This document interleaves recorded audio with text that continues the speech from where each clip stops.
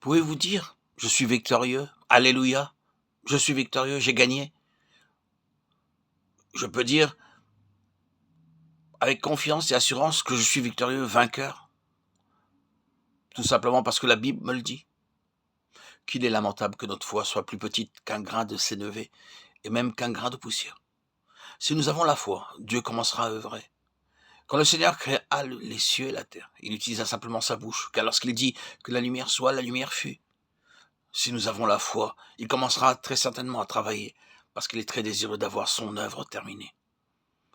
Il y a quelques semaines, un frère est venu me voir. Il m'a dit qu'il avait 3 ou 4 péchés qu'il ne pouvait vaincre. À cause de cela, il se sentait quelquefois porté à commettre un suicide. Je lui ai demandé: croyez-vous que Christ peut vous délivrer de votre péché? Oui, répondit-il, mais je ne cesse de pécher. J'ai vaincu d'autres péchés, mais cela demeure toujours. J'ai lu alors avec lui Romains 8:1. Il n'y a donc maintenant aucune condamnation pour ceux qui sont en Jésus-Christ.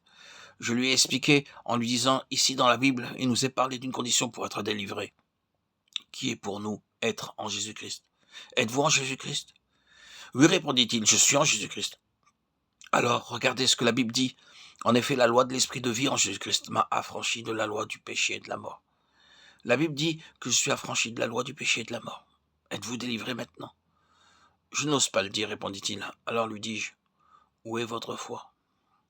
Je dis encore que je n'ai pas peur de la faiblesse, de la corruption et de la culpabilité de l'homme. Non, j'ai peur seulement d'une classe de personnes, celles qui ne croient pas la parole de Dieu. Combien précieuses sont les paroles m'a affranchi. La parole de Dieu dit m'a affranchi et non pas va m'affranchir. Le croyons-nous vraiment? Christ est mort pour vous. Si simplement vous croyez, vous avez la vie éternelle. Quelle en est la preuve?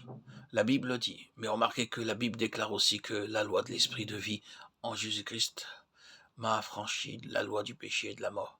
Par conséquent, je suis déjà affranchi. J'ai été délivré de la loi du péché et de la mort. Même s'il y a des centaines de milliers, que dis-je, des dizaines de milliers de péchés, je suis délivré de tous. Je suis délivré même de la mort spirituelle en Adam. Croyez-vous cette parole? Croyez-vous que vous êtes déjà délivré de la loi du péché et de la mort? La Bible déclare que vous êtes affranchis.